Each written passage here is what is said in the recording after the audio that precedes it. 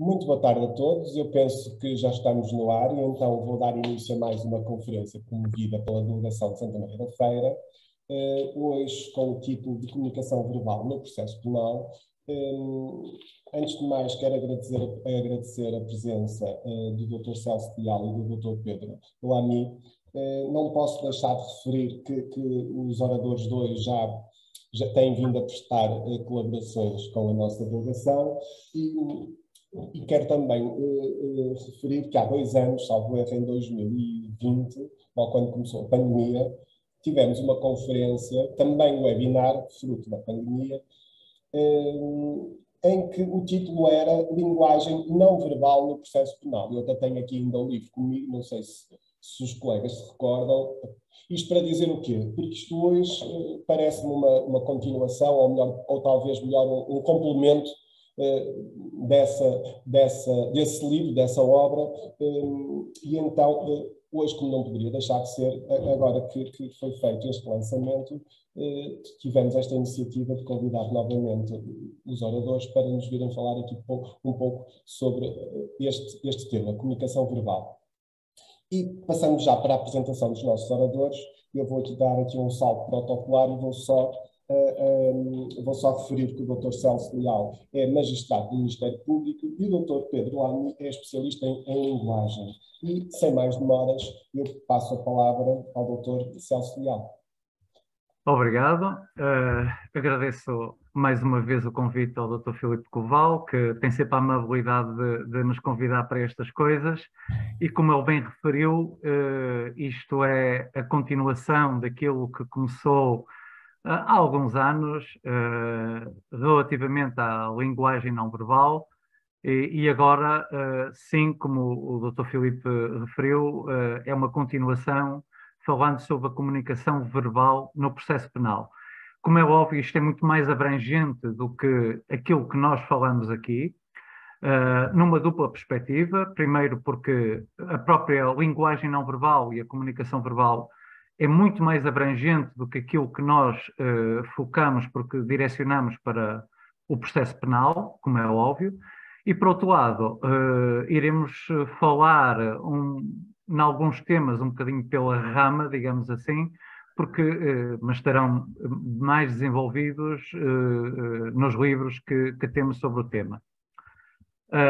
Então, sem mais delongas, iria avançar e falar um bocadinho sobre aquilo que é a linguagem na comunicação verbal. Quando falamos em comunicação verbal, estamos a falar essencialmente naquilo que é as declarações prestadas, quer por testemunhas, quer por peritos, quer por arguidos, no âmbito do processo penal. Como sabemos, a prova declarativa, digamos assim, para facilitar a comunicação, ainda é uma prova essencial, porque é verdade que já temos outro tipo de prova, como o ADN, como outro tipo de perícias, etc., que são fundamentais para a descoberta da verdade material, mas a prova testemunhal e o interrogatório do arguido, querendo prestar declarações, ainda são uma fonte de prova fundamental para percebermos aquilo que é mais importante e aquilo que pretendemos com o processo penal, que é a descoberta da verdade material, um dos princípios basilares do processo penal e como é óbvio, não pode ser uma verdade a todo custo, como sabem tanto ou melhor que eu, com regras, mas que aproveitando essas regras nós podemos utilizar todos os mecanismos que a lei permite para chegarmos a essa verdade material. Como meio de prova, como é óbvio, nós sabemos que vigora o princípio da liberdade de prova, ou seja, podemos utilizar todas as provas em processo penal que não sejam proibidas, e este meio, digamos assim, de prova não é proibido pelo Código de Processo Penal, pelo contrário. Eu diria que inconscientemente muitos de nós, operadores judiciários, utilizamos isto se calhar com alguma inexperiência, sem saber propriamente como utilizar, e por isso mesmo convinha aprofundar algumas técnicas para tentar perceber a melhor forma de proceder a interrogatórios e inquirições. Para isto, fazendo o resumo daquilo que vamos falar hoje, o que é que nós temos que perceber? Primeiro, depois de falarmos da comunicação não verbal, que é como o Dr. Filipe falou da outra vez, em que nós falamos sobre a possibilidade de detecção da dissimulação, ou seja, perceber através da linguagem do corpo se a pessoa, ou seja, a testemunha, o arguido, estaria eventualmente a mentir ou a omitir factos e dessa forma podemos encaminhar o interrogatório ou a inquirição de forma a tentar perceber o que é que está a ser omitido ou onde é que está a mentir. Depois disso, temos que perceber pela comunicação verbal a melhor forma de encaminhar o interrogatório ou a inquirição. Então, o que é que nós temos que fazer? Primeiro, perceber o tipo de personalidade. Os tipos de personalidade são importantes para percebermos a forma de encaminhar o interrogatório ou a inquirição. Porque, de acordo com o tipo de personalidade da pessoa que está à nossa frente, nós iremos perceber de que forma é que devemos encaminhar essa mesma inquirição ou interrogatório. Ora, o tipo de personalidade vai perceber que tipos de conflitos de interesses é que estão ali em causa entre os interlocutores e, além disso, tentar perceber,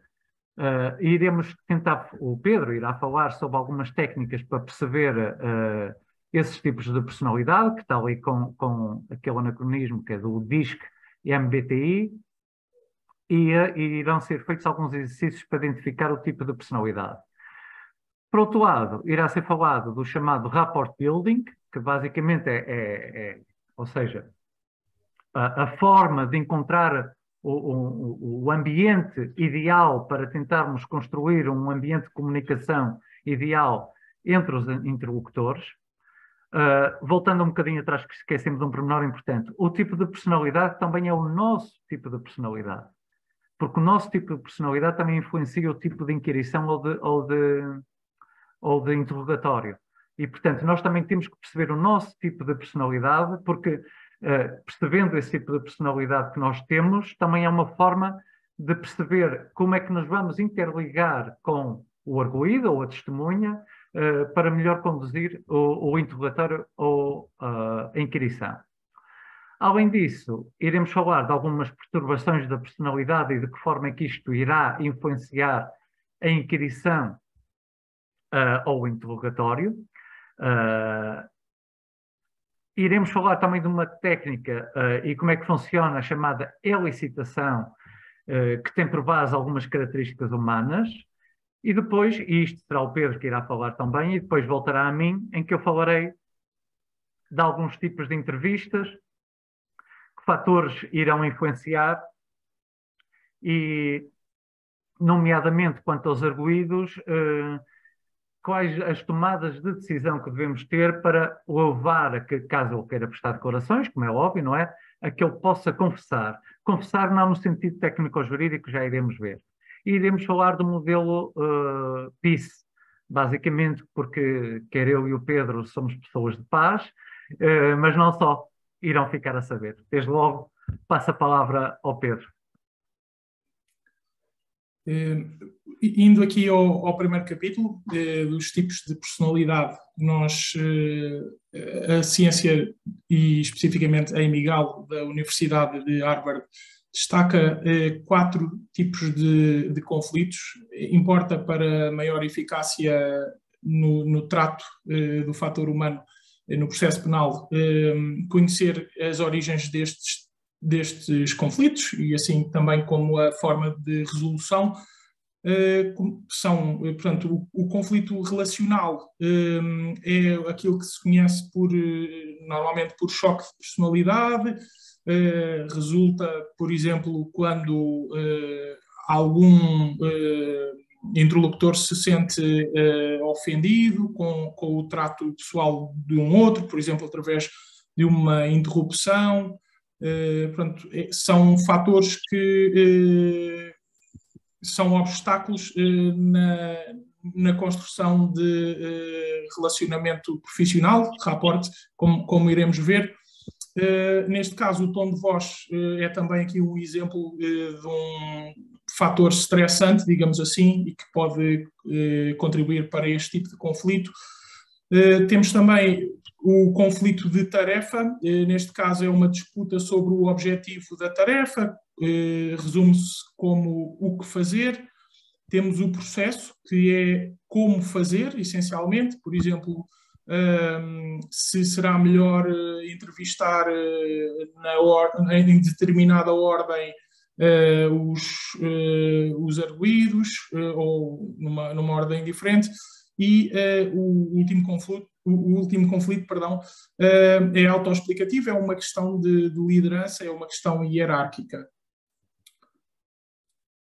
Indo à primeira tipologia que destacamos e que é uma tipologia utilizada pelo FBI, é a tipologia DISC.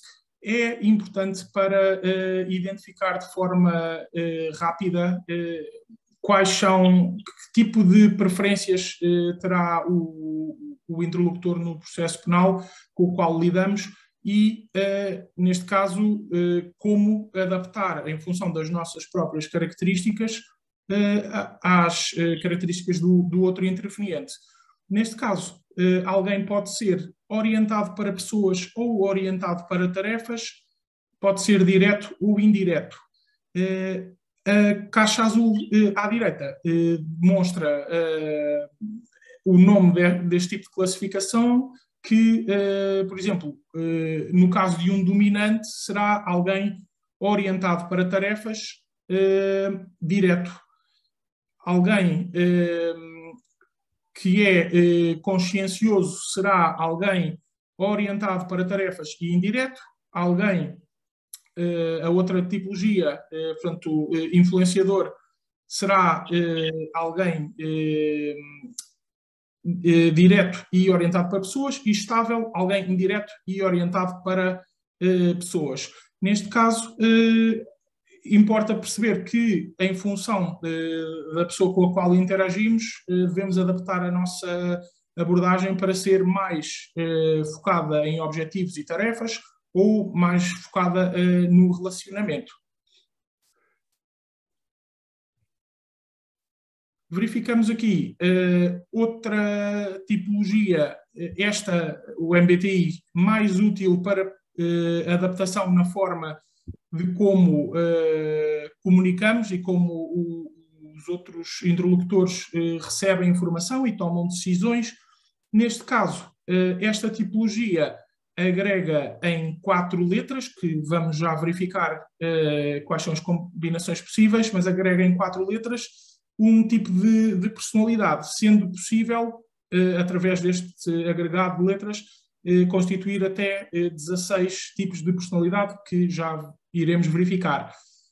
Chama a atenção, fazendo paralelo com a outra tipologia DISC, que existe grande diversidade e qualquer tipo de classificação com base na personalidade não pode ser encarada como se diz, cravado em pedra. Ou seja, existem contínuos de preferências interpessoais e é apenas uma forma de facilmente identificar aquilo que, com maior probabilidade, serão as preferências e os traços de personalidade de alguém.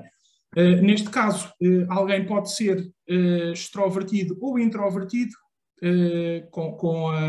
consoante se foca no mundo externo ou interno, ter preferência pela sensação, se, por exemplo, prefere informações mais detalhadas ou, por outro lado, focado na intuição, se prefere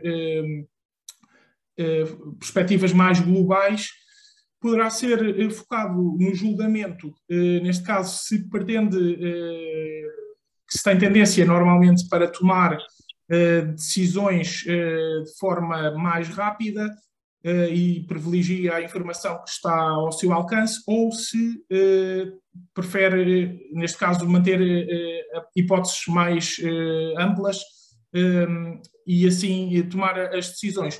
ou então ser focado em sentimentos. Por exemplo, se alguém privilegia tomar decisões com base naquilo que são as emoções dos interlocutores envolvidos, ou se, por outro lado, tem uma preferência mais por pensamento, como verificamos, estas preferências estão identificadas também em inglês e vão dar origem aos acrónimos também com base nesta tipologia em inglês.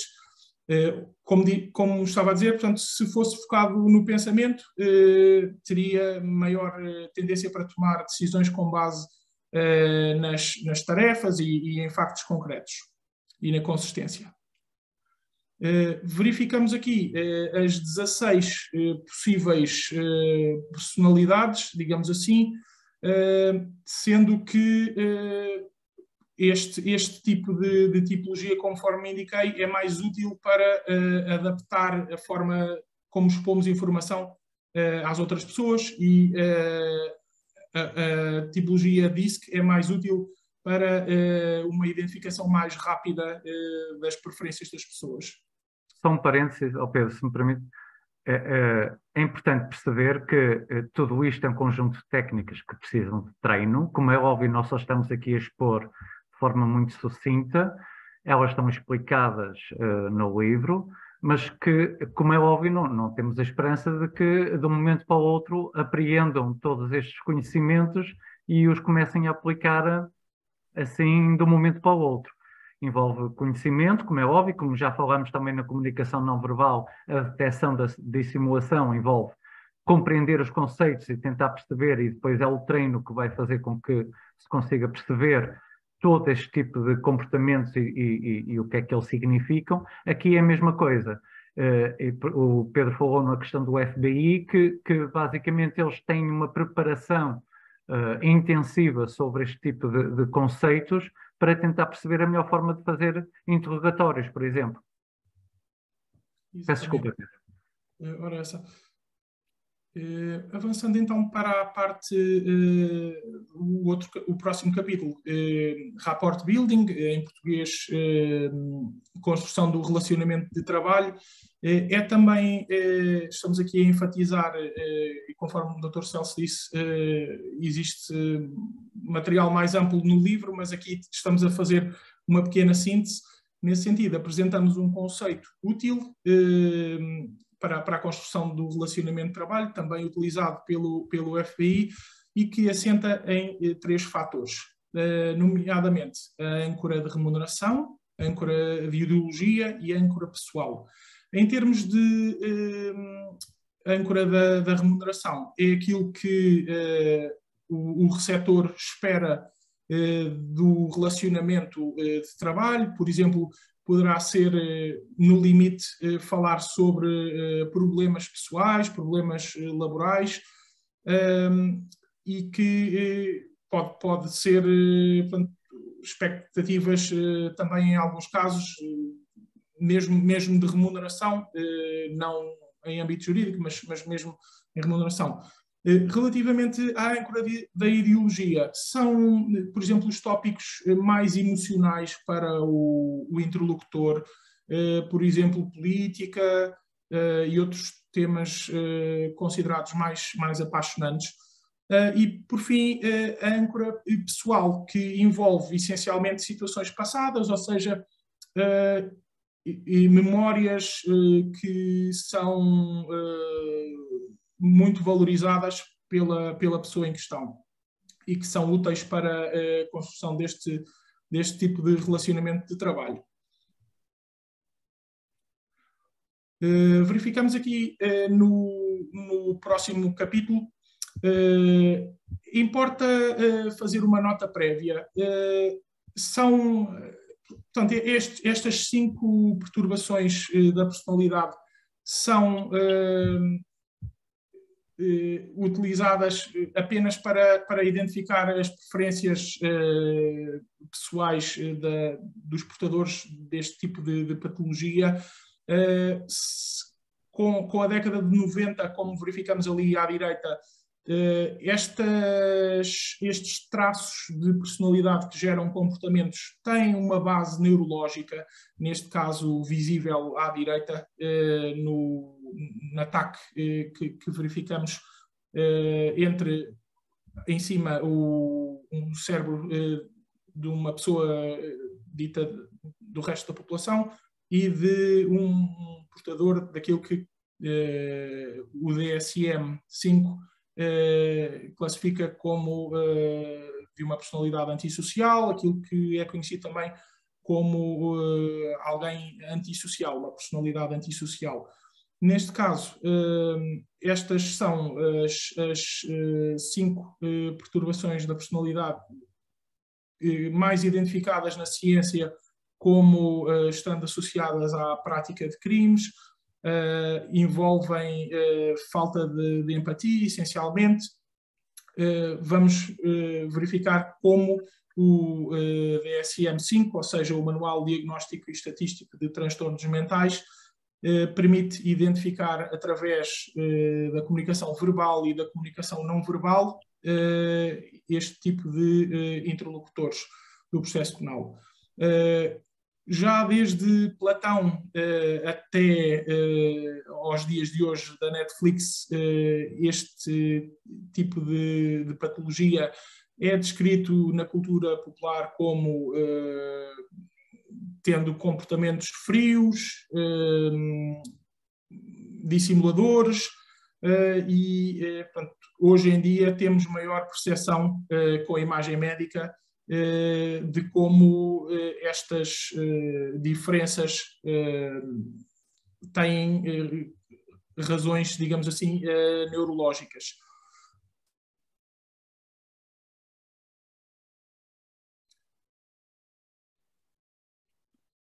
Verificamos aqui um primeiro exemplo da associação que a literatura faz entre aquilo que é conhecido como a personalidade borderline.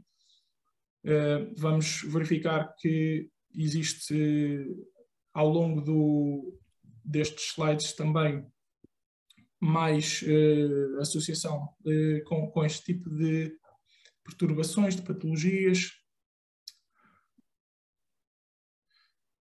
Importa, mais do que entrar em grandes detalhes, que é algo que fazemos no livro, optamos por focar aqui um estudo de estudos, uma meta-análise que identifica traços comuns a estas patologias que resultam em tendência para comportamentos dominadores, vingativos, frios, socialmente evasivos, não assertivos, exploráveis, intrusivos e excessivamente acolhedores. Pode parecer estranho, nomeadamente a última classificação, o último traço, excessivamente acolhedores, mas é algo relacionado com a dissimulação e a autodissimulação que este tipo de patologias se caracteriza. Os neurólogos são peritos nisso. Exatamente. Este tipo de patologia, ele curiosamente tem impacto surge em menores volumes do cérebro, muito em áreas responsáveis, entre outras coisas, por gerar comportamento não verbal dito reflexivo, ou seja, um pequeno parênteses, sem me alongar demasiado, mas existe uma área neurológica chamada sistema límbico, que é também responsável por gerar comportamentos reflexivos úteis na sobrevivência e, por isso, inadvertidos e impossíveis, ou proximamente impossíveis de controlar. Neste caso, falamos, por exemplo, do giro do cíngulo, ou seja, alterações no giro do cíngulo limitam o sentimento de empatia. No córtex cingulado anterior, uma área também do sistema límbico que regula a vergonha, a culpa, o sentimento de empatia, o controle de impulsos ou a moralidade. E que é menos volumoso, digamos assim, em termos neurológicos. Passamos aqui ao penúltimo capítulo, que é a elicitação. A elicitação é um conjunto de técnicas que predispõe, que condiciona os receptores a divulgarem informação de forma inadvertida ao emissor, de forma praticamente indetetável. Em muitos casos será indetetável, porque ela assenta nas características que verificamos na coluna branca e que certamente todos nós identificamos através do contacto humano profissional e pessoal, e que por isso se torna, quando utilizada de forma correta, digamos assim, fazendo uma correspondência entre a técnica e as características do interlocutor, praticamente indetetável. Vamos verificar aqui um exemplo de uma técnica chamada citação de factos. Eu chamo a atenção para, nos 2 vídeos, para a ação do jornalista. Que eu e Monique tratamos esse menino com o maior carinho do mundo, e a gente, para ele, só deu carinho o tempo inteiro. O senhor é, no mínimo, uma testemunha muito importante nesse caso. Que tipo de contribuição o senhor pode dar para o esclarecimento dessa morte? O que for necessário. Eu estou aqui à disposição para poder fazer o que for necessário. Eu tenho certeza. Verificamos que este interlocutor do processo penal brasileiro, neste caso, foi confrontado com uma declaração que lhe reduziu margem de manobra verbal, digamos assim, na sua resposta, no sentido de ele, enquanto suspeito de ter sido autor da morte de uma criança, ser, no mínimo, considerado como uma testemunha muito importante. Neste caso, ele acabou por não revelar nenhuma informação muito importante, mas manifestou vontade verbal de colaborar, e isso pode ser utilizado como um ponto de pressão, digamos assim, futuramente. Ou seja, é útil também nesse aspecto. Chamo então a atenção aqui para o segundo vídeo, que é uma técnica, portanto, chamada de declaração empática. Anos e por conta do... Peço desculpa.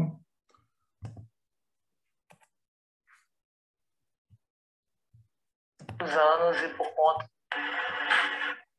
O primeiro chefe do tráfico que a senhora defendeu? Sim, em 1999 eu coloquei em liberdade. Eu era muito jovem, tinha 24 anos. E depois não parou mais? Depois eu não parei mais. Vieram outros tantos e até hoje vem, e os bons resultados dos processos, sobretudo nos processos de narco-homicídio, que fazem parte hoje da maioria daqueles que eu atuo no meu escritório, eles são o que ocupa a maior parte do tempo. Verificamos aqui, através de um reconhecimento verbal do mérito da interlocutora, do mérito profissional da interlocutora, quase como um elogio, despoltou maior informação, maior volume de informação, neste caso, sobre aquilo que foi o trajeto profissional e as áreas de maior eficácia na carreira da mesma. Eu passo então a palavra novamente ao Dr. Celso. Bom, antes de mais, antes de avançar relativamente aos tipos de entrevista, convinha dizer 2 pequenas coisas.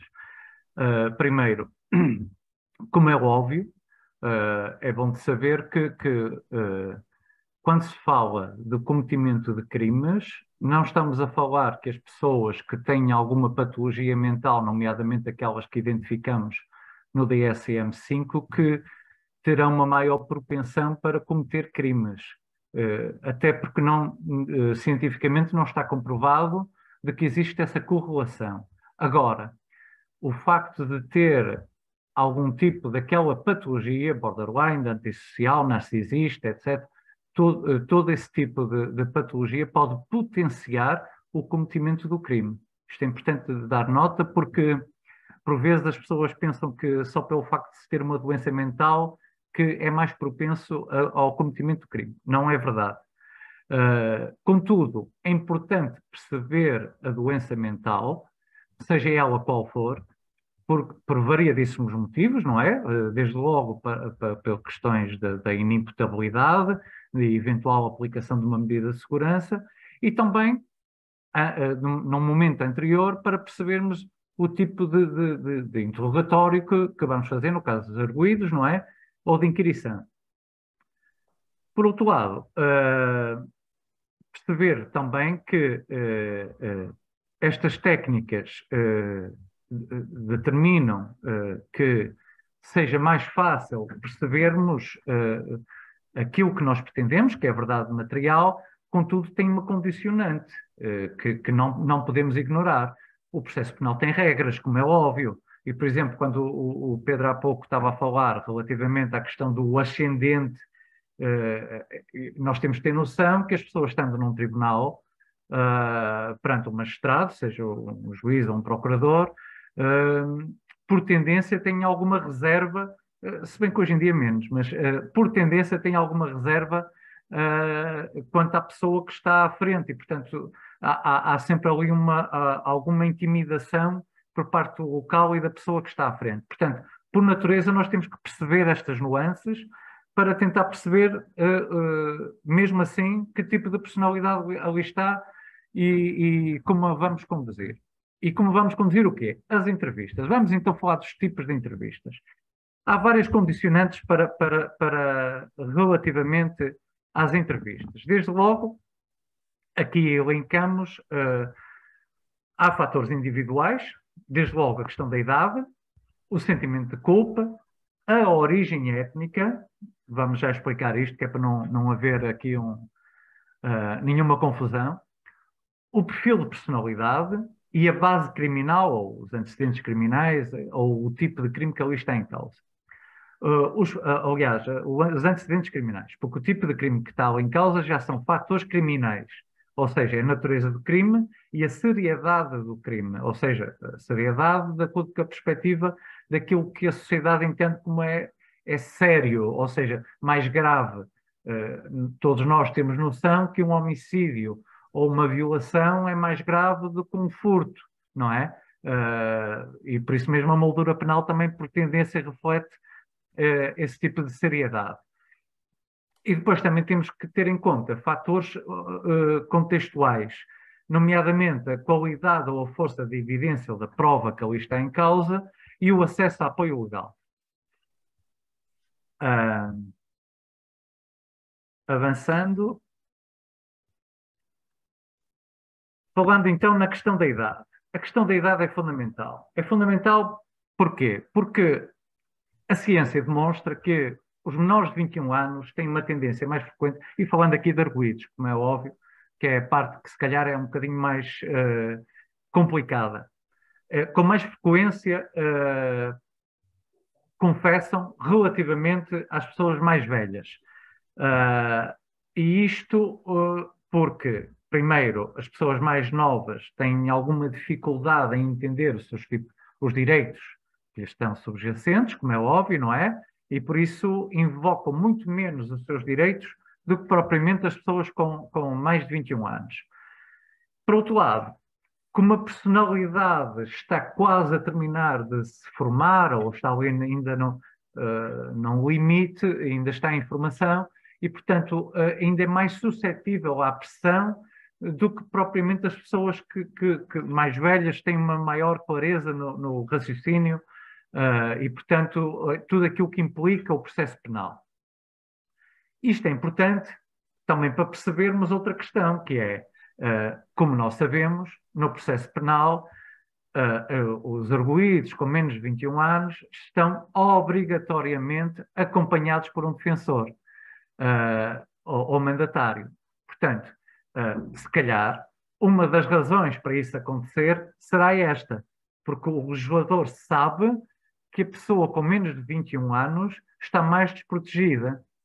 É certo que depois o nosso legislador tem relativamente à idade, tem nuances muito curiosas, não é?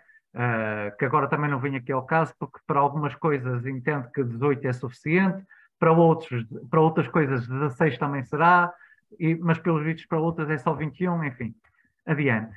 Mas basicamente entender que a idade tem influência para a forma como vamos encaminhar a entrevista. Portanto, uma pessoa com menos de 21 anos será mais fácil conseguirmos obter uma confissão do que propriamente uma pessoa com mais de 21 anos. Por outro lado, a questão do sentimento de culpa. O sentimento de culpa tem a ver com um processo interno da pessoa. E nós temos que perceber que tipo de pessoa está à nossa frente, como aquilo que o Pedro foi falando, sobre a personalidade daquela pessoa, se é, por exemplo, antissocial, se é, por exemplo, uma pessoa, digamos, com mais frequente na sociedade, para não utilizar a questão da normalidade, porque, enfim, isso tem outros contornos, mas, contudo, a confissão pode ser uma forma de libertação nesse processo interno, quer por parte de arguidos, quer por parte de testemunhas. Porque muitas vezes há testemunhas que, pela relação familiar que têm, por exemplo, com o arguido, e por isso mesmo também o legislador abre aquelas nuances de dizer que, se quiser, não presta depoimento pelo facto de ser familiar, porque pode ser fácil a pessoa querer libertar-se desse peso para dizer eu vi tudo e conto tudo. E por outro lado, durante o interrogatório, é mais provável que uma pessoa que sinta essa pressão, ou seja, tenha esse tipo de personalidade e, portanto, precisa de se libertar, é mais fácil obter a confissão nessas circunstâncias do que aquelas que não têm qualquer sentimento de culpa, como é o caso dos antissociais, como é o caso dos psicopatas, etc. Todas esse tipo de pessoas, dificilmente iremos obter uma confissão. Por isso é importante perceber a personalidade da pessoa que está à nossa frente, até para não perdermos tempo. Porque se desde logo percebemos que tem esse tipo de personalidade, não vale a pena estarmos a gastar o latim, como se costuma dizer, porque dificilmente iremos obter uma confissão dali. Por outro lado, se sentirmos que é uma pessoa que sente o peso do sentimento de culpa e que precisa de se libertar, nós devemos conduzir o interrogatório de forma a que tente apelar a esse sentimento de culpa. E muitas vezes apelar a sentimentos morais, apelar a algumas justificações e utilizar muitas vezes alguns, digamos, elementos das próprias vítimas, por exemplo, de como elas ficaram, para que apelar a esse tipo de sentimentos leve a que, digamos, o arguido se queira libertar desse sentimento de culpa. Falando então na questão da origem étnica. Quando se fala de origem étnica, isto não tem a ver com qualquer tipo de discriminação por parte da pessoa que está à nossa frente, como é óbvio, porque seria inadmissível qualquer tipo de discriminação relativamente à pessoa que está à nossa frente, só por facto de ter uma determinada etnia ou outra. Portanto, não é isso que está em causa. Mas o que é certo é que, por exemplo, quer o Dr. Filipe, quer o Dr. Pedro, quer eu, teremos uma maior propensão para confessar do que propriamente pessoas de outra etnia. E isto apenas, afirmamos isto, porque é o resultado dos estudos que demonstram este tipo de resultado. Ou seja, é mais propenso para confessar as pessoas de caucasianas do que propriamente de outro tipo de etnia. Por outro lado, o tipo de crime que está em causa também influencia a probabilidade de confessar.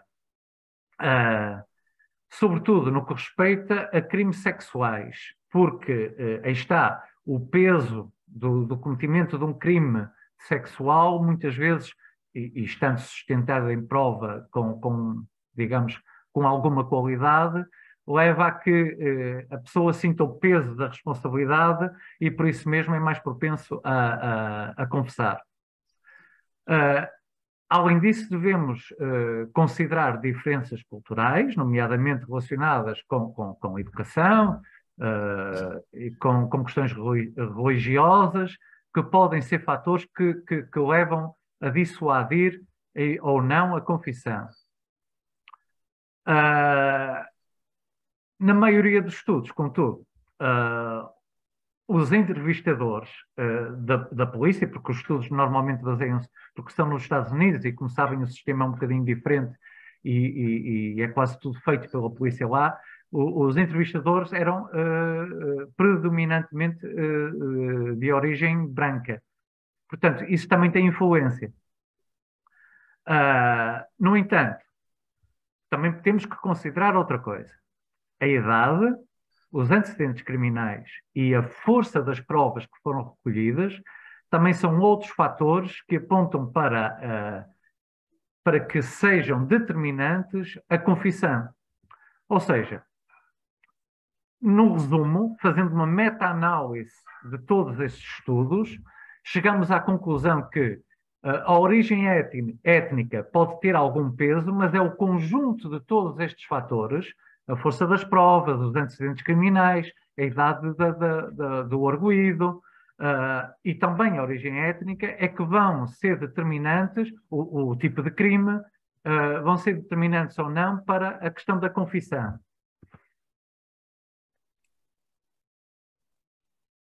Por outro lado, quando falamos de perfil de personalidade, também aqui detectamos, que já fui falando en passant, que nos casos dos extrovertidos, os narcisistas e os antissociais, são menos propensos para colaborar, ou seja, para confessar, do que propriamente os introvertidos. Portanto, os introvertidos, aí está, como têm um maior sentimento de culpa, vivem num mundo muito mais interno, portanto, estão muito mais numa luta interna relativamente àquilo que vivenciam, torna mais fácil confessar do que propriamente as pessoas que são narcisistas ou extrovertidos por natureza. Maioritariamente, as pessoas extrovertidas não confessam o crime pelas mesmas razões que as introvertidas o fazem. São precisamente as mesmas. Contudo, quando falamos nos extrovertidos, narcisistas e os antissociais, eles, por tendência, não têm nenhum ou quase nenhum tipo de remorso naquilo que fizeram. E têm uma maior tendência para ceder à pressão externa. Portanto, isto significa o quê?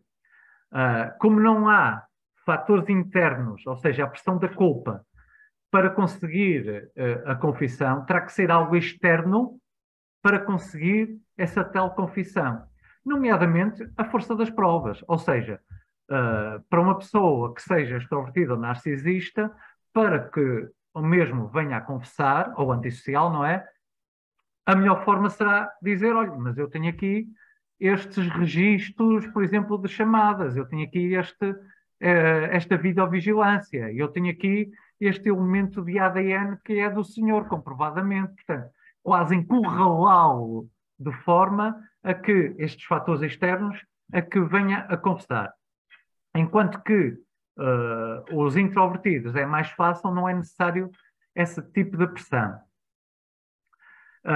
E isto porque os introvertidos, como disse, têm uma maior culpa ou sentem um maior remorso. Por outro lado, a base criminal. Ou seja, quando as evidências são fortes, os suspeitos sem antecedentes criminais têm uma maior propensão para confessarem do que propriamente aqueles que já têm antecedentes criminais. Isto parece óbvio, não é? Poderia não ser, mas ou seja, quase que está no subconsciente destas pessoas que, pelo facto de já terem antecedentes criminais, sabem que, desde logo, a probabilidade de apanhar uma pena maior é mais elevada. Por outro lado, também têm já algum conhecimento de como se processa tudo isto, porque como já passaram por isto, já sabem como funciona. E, portanto, será mais fácil às pessoas que não têm antecedentes criminais confessarem do que propriamente aquelas que já têm. Mas também falamos de uma proporção que não é propriamente muito relevante. Estamos a falar de 78% para 59%. Algumas investigações indicam também que os entrevistados mais familiarizados, como já referi, com o ambiente jurídico e as técnicas de interrogatório são mais propensos a invocar os seus direitos legais e não colaborar com as autoridades, ou seja, se já foram condenados anteriormente. Ou então, se, por exemplo, se o arguido for um advogado, for um magistrado do Ministério Público, for um juiz, for alguém que sabe como é que tudo isto se processa, mais dificilmente vamos ter uma confissão por parte dessas pessoas. Além disso, temos que considerar a natureza do crime, ou seja, a taxa de confissão nos crimes violentos, e quando falamos de crimes violentos, são aqueles, tal como previstos na lei da criminalidade violenta, ou seja, que são mais graves do que propriamente dos crimes não violentos. Portanto, dada a gravidade do crime, estamos a falar de um homicídio, por exemplo, apenas em 32% dos casos será possível obtermos uma confissão comparativamente, por exemplo, a um pequeno furto ou uma condução sob o efeito do álcool, que aí a propensão será de 56%. Contudo, independentemente da gravidade, nos crimes sexuais será mais difícil confessar para alguns por causa da percepção negativa que a sociedade tem sobre eles. E quando falo independentemente da gravidade, é porque vamos falar, por exemplo, do crime de exposição, agora está-me a falhar o nome, o atos exibicionistas, peço desculpa, atos exibicionistas com valor penal é quase irrelevante e, portanto, estamos a falar de um crime sexual de relevância quase irrisória, salvo erro até 1 ano de prisão, de pena de prisão. Contudo, com o peso que acarreta o facto de se tratar de um crime sexual, pode ser difícil a confissão por parte dessa pessoa. Por isso, por maioria de razão, quando falamos de uma violação ou de um abuso sexual, pior será. Contudo, depois de tudo isto que acabei de dizer,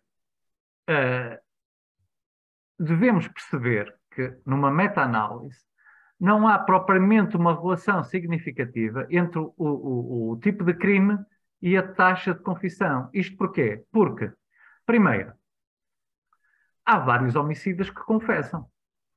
Se, por exemplo, for um homicida com características introvertidas e que batalha com o peso da questão daquilo que praticou, provavelmente com as técnicas, as melhores técnicas que existem, ele irá por confessar, acabar por confessar. E isto acaba por ter mais frequência do que aqueles 32% que falei anteriormente.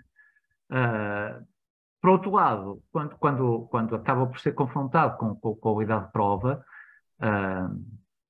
acaba por ser muito mais frequente confessar do que propriamente não confessar. A questão do acesso ao apoio legal é fundamental. E quando falo do acesso ao apoio legal, não é propriamente a questão de distinguir como a Vox Populi normalmente faz, das pessoas que têm dinheiro para contratar um advogado e as pessoas que recorrem ao apoio judiciário. Não tem nada a ver com isso. Até porque eu próprio já fui advogado e advogado estagiário e sei que há advogados que fazem apoio judiciário e que têm tanta ou mais qualidade que muitos que são reputados, não é? E que não quer dizer que sejam melhores ou piores nessa condição. É pelo facto de ter esse apoio legal, ou seja, o arguido de ter apoio legal é fundamental para que a condução do interrogatório seja muito melhor na perspectiva dele do que propriamente não o ter. E, portanto, conjugar todos estes fatores é fundamental para percebermos como é que vamos conduzir um interrogatório. E isto aplica-se também para um advogado que, por exemplo, em sede de audiência e julgamento, percebendo de todas estas técnicas e tudo aquilo que está aqui em causa, poderá direcionar de forma muito melhor o tipo de entrevista que irá formular e por isso mesmo poderá conduzir a uma melhor, digamos, a um resultado melhor do que aquele de que se não os conhecer. A seriedade do crime também já falamos sobre isto, portanto até podemos passar à frente. A questão da qualidade ou força da evidência, também já falámos disto de passagem, não é? Ou seja, quanto melhor forem as provas que constam do processo, melhor será a probabilidade de terem uma confissão. E, por outro lado, a questão do apoio legal, como também acabei de falar, também é fundamental para a obtenção da confissão. Um pequeno pormenor. Eu, quando falo de confissão, não falo de confissão do ponto de vista técnico ou jurídico. Ou seja, não falo da questão de obtermos aquela confissão tal como está no artigo 344, salvo erro, do Código de Processo Penal. Falo na formulação de perguntas que nós fazemos e que nos levam, inevitavelmente, a uma resposta que nos leva à verdade. Ora, a verdade não quer dizer que ele que venha a fazer uma confissão integral e sem reservas. Leva-nos a que obtenhamos a resposta verdadeira àquela pergunta. Ele pode não confessar na totalidade, de forma integral e sem reservas, não é? Mas pode perfeitamente estar-nos a dizer factos, responder a uma determinada pergunta, que nos leva a que, conjugando com a demais prova, a gente obtenha aquele facto que pretendemos quando estamos a interrogar aquele arguido. Então vamos para a paz. A paz. O que é o modelo paz? O modelo PIS é, desde logo, temos que fazer o contrapolo relativamente àquilo que é este tipo de técnicas com outro tipo de técnicas. Como sabemos, há técnicas que poderemos utilizar e outras que não. O modelo PIS é um modelo não confrontacional, ou seja, não entramos em confronto nem com a testemunha, nem com o arguido. Procuramos criar um ambiente harmonioso de forma a que a pessoa se sinta livre e de forma a que se sinta plenamente capaz e com toda a liberdade para nos transmitir tudo aquilo que sabe. Sabemos que existem outro tipo de entrevistas, num ponto de vista genérico, não do ponto de vista só do processo penal, nomeadamente com a utilização de tortura, não é?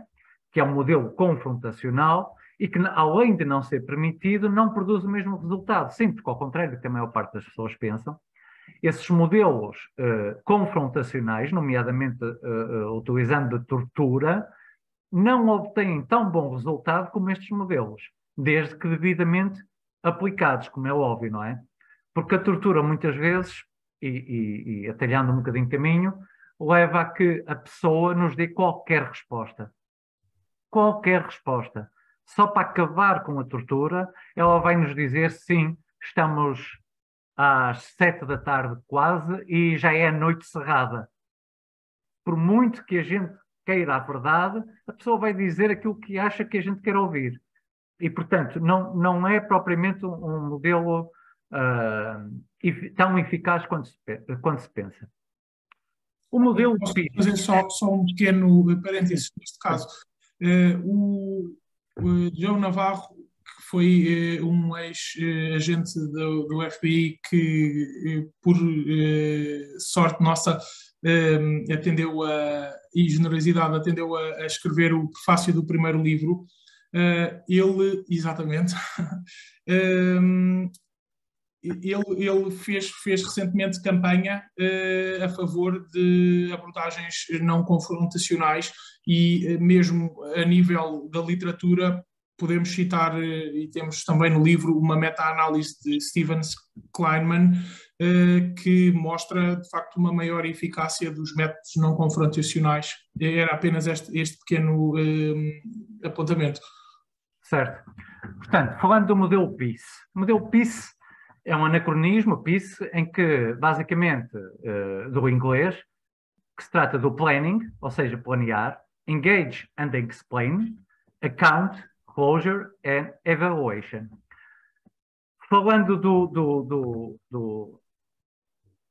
do planear e preparar, isto significa o quê? Significa que nós, antes de começarmos um interrogatório, uma inquirição, devemos definir objetivos, formular hipóteses, de acordo com o caso que temos em concreto, para, desde logo, saber que tipo de perguntas vamos fazer e como é que vamos conduzir aquele interrogatório, aquela inquirição.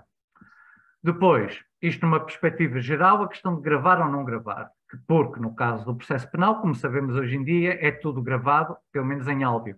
E como falamos na questão da linguagem não verbal, mal, porque devia ser tudo em vídeo e áudio para depois analisar a linguagem não verbal, que seria fundamental para percebermos se a pessoa diz verdade ou não.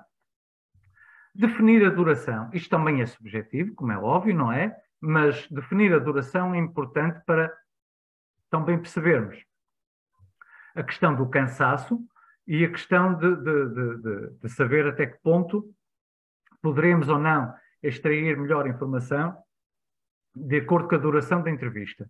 Entrevista, do ponto de vista genérico. E para isso devemos ter um guião escrito, que não temos de seguir à linha, porque também depende daquilo que nos vai comparecendo, mas devemos ter um guião que será uma boa forma de percebermos como é que vamos seguir. Tudo isto tem que ser adaptado às regras do processo penal. Tudo. Portanto, temos que perceber que, por exemplo, a questão da duração é subjetiva. Um interrogatório pode durar 1 minuto, basta o arguido dizer não quero prestar declarações, acabou. Portanto, todo o planeamento que fizemos é para esquecer, como pode durar horas a fio, não é? Por outro lado, relacionar e explicar, ou seja, criar a mediação. Criar a mediação é criar algum conforto, respeito e naturalidade. Significa criar um ambiente positivo para que o fluxo comunicacional entre quem está a fazer perguntas e quem vai responder à pergunta seja o melhor possível. E para isso devemos perceber a personalidade da pessoa que está à nossa frente, como é óbvio, e criar o ambiente ideal de acordo com a personalidade da pessoa que está à nossa frente. Com a nuance, como é óbvio, estando num tribunal, é muito mais difícil do que estar na rua, num café, como é óbvio, não é? Pronto, explicar o que é que vamos fazer ali. Não estou a falar na questão dos direitos e deveres que temos que falar por natureza no caso do arguido, não é? Estou a falar de explicar o que é que se pretende fazer com aquilo. Sempre com alguma nuance, porque sabemos que às vezes o segredo é a alma do negócio, nomeadamente relativamente às provas, não é? Mas devemos procurar ser o mais honestos possíveis e porque a nossa honestidade vai permitir que a honestidade do nosso interlocutor venha ao de cima. E isto é fundamental. E, portanto, não criar barreiras. E nós vamos percebendo isso se conjugarmos com a questão da linguagem não verbal. Porque, por exemplo, nós vamos percebendo ao longo do tempo se existir, por exemplo, um espelhamento que nós falamos, ou seja, a pessoa está numa posição muito semelhante àquela que nós estamos do ponto de vista físico, significa que o ambiente provavelmente está criado.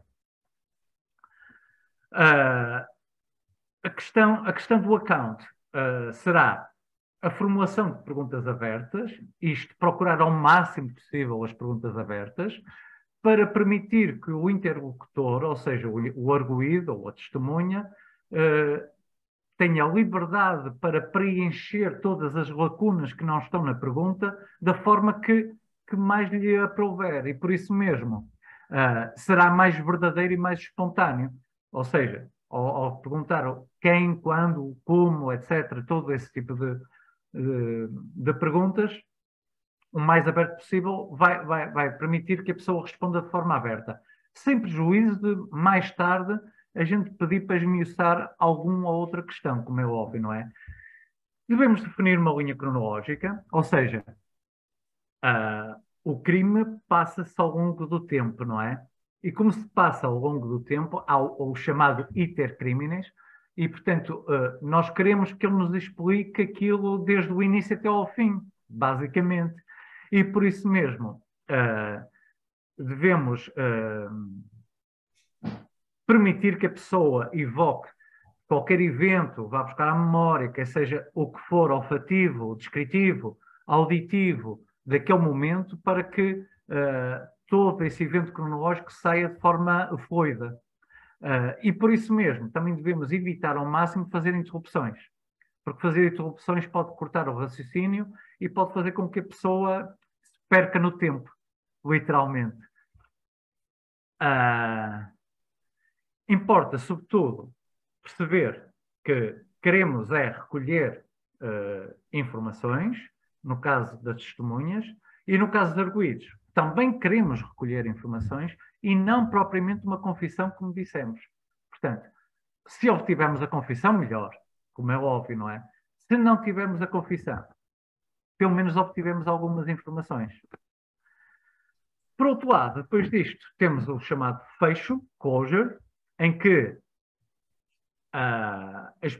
devemos expor ao arguido ou à testemunha aquilo que ele disse e, portanto, o que dali resultou, e que, por vezes, devemos tentar aproveitar nesse momento para contrapor algumas coisas que nos disse com alguma prova que guardamos para dizer, mas o senhor disse que às 7 horas da tarde já era plenamente noite, mas olha, está aqui uma fotografia tirada nessa altura que mostra que ainda era dia. O que é que o senhor tem a dizer sobre isto? Eu estou a utilizar exemplos estúpidos, como é óbvio, que são aqueles mais fáceis para perceber o que estou a dizer. E aí já iremos perceber, portanto, tudo aquilo que nos foi transmitido e será confrontado e será o momento ideal para fazer isto. E se eventualmente ainda surgirem dúvidas e eventualmente numa inquirição ou interrogatório, por exemplo, num inquérito, em que percebemos que mais tarde vamos precisar de ouvir aquela testemunha, por exemplo, outra vez, devemos deixar uma porta aberta com uma nota positiva, dizendo que foi muito útil, por exemplo, tudo aquilo que nos disse, e que eventualmente mais tarde até poderá haver alguma coisa que queremos aclarar ou corrigir ou clarificar, e por isso mesmo será importante deixar essa porta aberta para não deixar qualquer outro tipo de mentalidade na parte daquela pessoa. E por fim, o resultado, avaliar se de facto conseguimos aquilo que pretendíamos e, se possível, falar com outra pessoa, se bem que no processo penal é um bocadinho mais complicado, mas é possível, avaliar e perceber se falta ou não falta informação, e caso falte informação, se for possível, por exemplo, num inquérito é possível proceder a novo interrogatório ou a nova inquirição e tentar esclarecer tudo aquilo que ali está em causa. E pronto, basicamente, isto são as diversas técnicas e da forma que poderemos utilizar para obter um melhor resultado das inquirições e dos interrogatórios, tudo dito de uma forma muito superficial, é apenas para dar conhecimento da existência das técnicas com a esperança que tenham tomado gosto e que venham a conhecê-la melhor, nomeadamente no livrozinho que anda agora a circular por aí. Se calhar os dois, porque a linguagem não verbal também é importante para perceber tudo isto. E desde já agradeço e disponho-me para qualquer questão. Obrigado. Obrigado. Muito obrigado, Dr. Celso, Dr. Pedro, pela exposição clara. Como acabou de referir, quem tiver mais interesse poderá sempre adquirir o livro, que já agora é da editora Rei dos Livros. Agora queria perguntar se por acaso alguma das pessoas que assistiram tem alguma questão. Eu verifico aqui que o Dr. Amilcar coloca aqui uma pergunta muito direta. Pergunta se a exibição das probabilidades da prova não poderá induzir ou eventualmente possibilitar a falsas confissões, tendo em conta a personalidade do arguido. Eu posso responder. Nós, quando falamos de prova, temos que separar o que são os conceitos jurídicos, desde logo o que é uma verdadeira confissão, do ponto de vista técnico-jurídico, em primeiro lugar, e depois a questão da prova do ponto de vista técnico-jurídico também, que é um bocadinho diferente de tudo isto que nós estamos a falar. É claro que quando falamos da força da evidência da prova, significa que quanto mais forte for a prova, e são aquelas que em princípio vamos confrontar com o arguido, são aquelas quase irrebatíveis.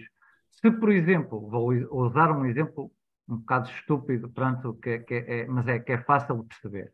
Se, por exemplo, o arguido, no caso de uma violação, nos diz, conta uma história de todo tamanho, ou então nós queremos que ele eventualmente até venha a confessar, não é? De forma livre, integral e sem reservas, e pode o fazer naturalmente. Pegamos numa das provas, nomeadamente, por exemplo, o resultado do teste do ADN, e mostramos e dizemos, olha, o senhor pode dizer o que quiser, só lhe vou mostrar isto. Nós fizemos o teste do ADN, como o senhor sabe, recolhemos os vestígios biológicos de sêmen seu, que estava no corpo da vítima e que em 99,9% diz que é seu. Portanto, ou seja, com esta prova das duas uma, ou ele confessa ou confessa. Mesmo que não fala, a prova está quase toda ali, não é? Com algumas nuances. Ainda eu abro sempre a porta para que mesmo nestas circunstâncias, porque há sempre a probabilidade de contaminação da prova, há sempre a probabilidade da cadeia de custódia ter sido prejudicada, etc. Há sempre muita coisa que pode estar aqui em causa. Mas olhando a um juízo de normalidade, a probabilidade de termos obtido um resultado de 99,9% é que foi ele. Portanto, será um pouco neste sentido. Não sei se o Pedro quer acrescentar alguma coisa. Sim, por exemplo, o modelo PIS que apresentámos é uma técnica não confrontacional. O que se verifica na prática e na ciência é que as técnicas não confrontacionais são também, através de perguntas abertas, levadas a não produzir aquilo que se chamam falsas confissões. Ou seja, é também uma forma de evitar este desfecho. E, por outro lado, já agora acrescento, a comunicação não verbal, aquela que nós falamos de outras circunstâncias, também nos permite identificar quando o arguido está a dizer a verdade ou não. Pelo menos depois de aplicadas todas as técnicas, como é óbvio, nós percebemos isso também de uma forma muito mais fácil. Muito bem. Eu não sei se alguém quer colocar mais alguma questão. Eu vou aproveitar para colocar uma questão, só aqui mais a título de curiosidade. Quando mostraram o gráfico, não, o cérebro, uma imagem do cérebro, em que se via a cor azul no caso das pessoas antissociais. O que eu queria perguntar especificamente é, nesses casos, estamos a falar de pessoas que apenas têm essa característica, ou estaremos também a falar, por exemplo, de pessoas que têm diagnosticados, por exemplo, um problema que agora se fala muito, que é os... fugiu-me o termo. Peço desculpa, fugiu-me o termo. Normalmente as pessoas que têm algum tipo de... Inimputabilidade? Não. As pessoas, aquele síndrome como é que se chama, de pessoas que são... Autismo? Autismo, exatamente.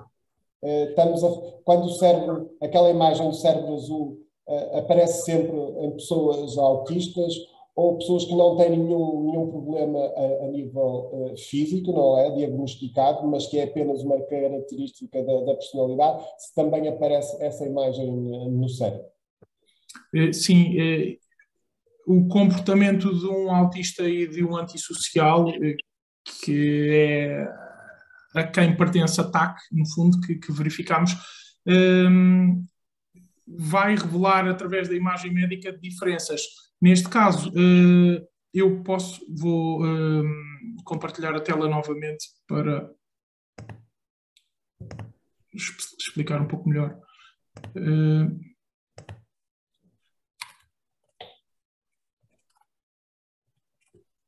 Portanto, esta será a parte frontal do cérebro. Essencialmente aqui vemos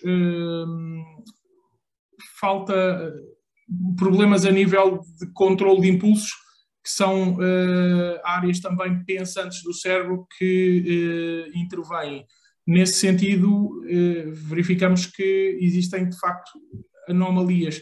Especificamente no caso de pessoas autistas, o comportamento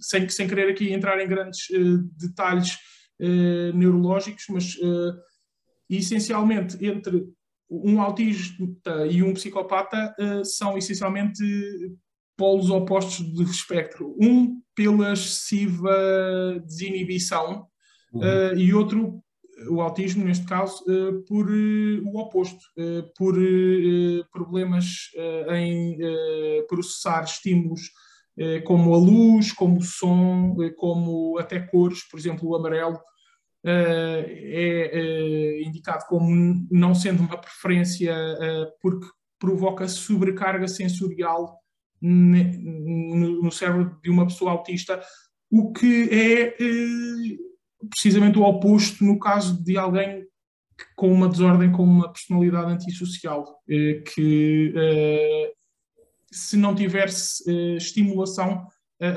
entra facilmente no aborrecimento. Tentando dizer em português, numa linguagem um bocadinho mais simples, um ataque basicamente mostra que partes do cérebro é que são ativadas. Basicamente é aquilo que está ali a mostrar. E ali há uma parte que não é ativada, é a parte em azul, ou seja, não há aquele piscar de luzes nas partes que estão a ser ativadas e aquela que não está azul. Isso significa que aquela parte do cérebro não está a trabalhar. E o que é que não está a trabalhar? É a empatia, a correlação com os outros e, portanto, a pessoa é incapaz de ter qualquer tipo de sentimento para com os outros, porque não está a trabalhar. Nós somos o cérebro, não é? E o nosso cérebro é que nos vai comandar quanto aos comportamentos que vamos ter, já para não entrar no comportamento criminal, porque agora há aí uns estudos de neurociência muito revolucionários e interessantes sobre isso, mas adiante. Portanto, se a pessoa não ativa aquela parte do cérebro, é incapaz de o sentir. E por isso mesmo é que a TAC só vem demonstrar que há pessoas com comportamentos diferentes, mas têm comportamentos diferentes porque o cérebro não funciona da mesma forma do que as outras pessoas. Basicamente é isto. Muito bem. Verifico que não temos mais questões. Pois não sei se os nossos oradores querem dizer mais alguma coisa. Eu quero agradecer a presença a todos os senadores. Muito obrigado. Muito bem. Eu também agradeço o convite mais uma vez e espero que tenham gostado. Mais uma vez, a delegação da Ordem dos Advogados, a delegação de Santa Maria da Feira da Ordem dos Advogados, quero agradecer a disponibilidade dos senhores doutores para prestar esta conferência e muito obrigado. Foram muito esclarecedores. Queremos agradecer e até uma próxima. Muito boa tarde a todos. Obrigado. Boa tarde. Muito obrigado.